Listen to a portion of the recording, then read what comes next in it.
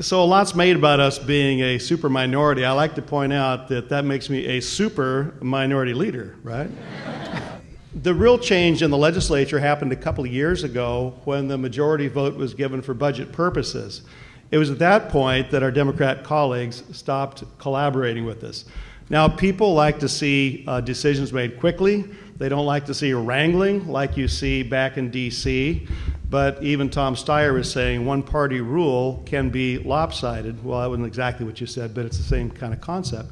And so what you have now is a one-party budget that drives one-party principles, and you don't have a balance in there. There's no longer a big five. Legislative leaders don't get together. I will go out and meet with the governor. I'll meet with Darrell Steinberg, the pro tem. I'll meet with John Perez. I meet with Connie Conway quite a bit. I have good relationships with them all.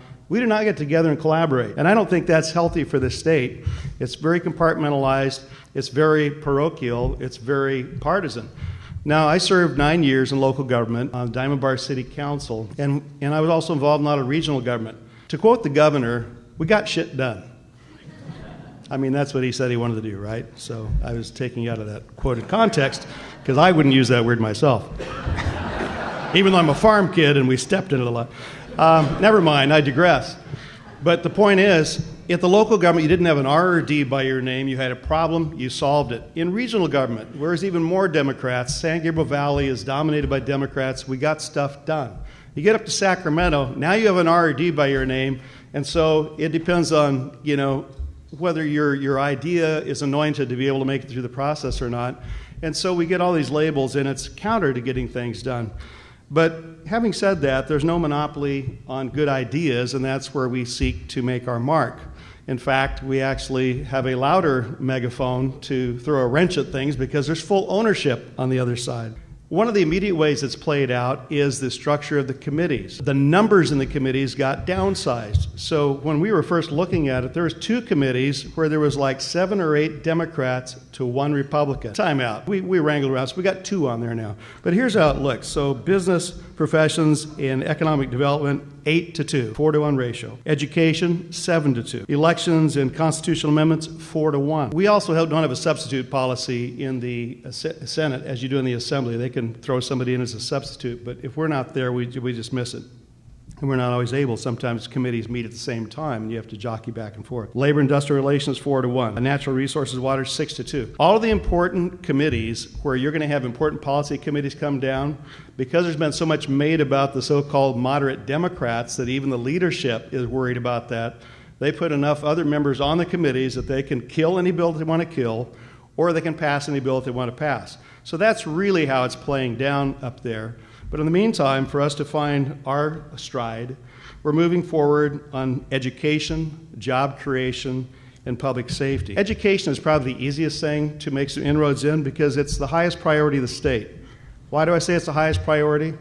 If I went to each of you and I looked at your checkbook, I'd find out where your priorities are, because we write to our priorities.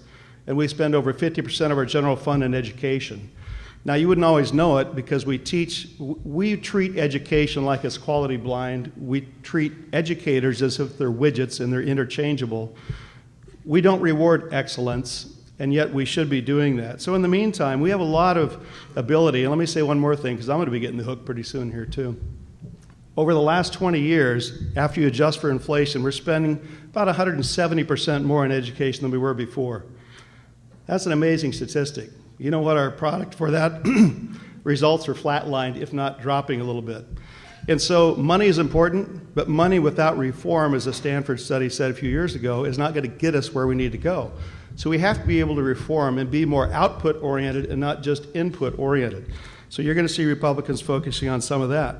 Now, they get pushback from the unions. That's what happens. I happen to have a bill this year on open enrollment. If you bring a market economy to the schools, and parents, if you can get there, you can go there, you'll find the schools that excel have more kids. The ones that don't will be striving harder to fix it so that they get the kids. Went to Long Beach Unified as a Senate trip. We had session down there studying a school system that works.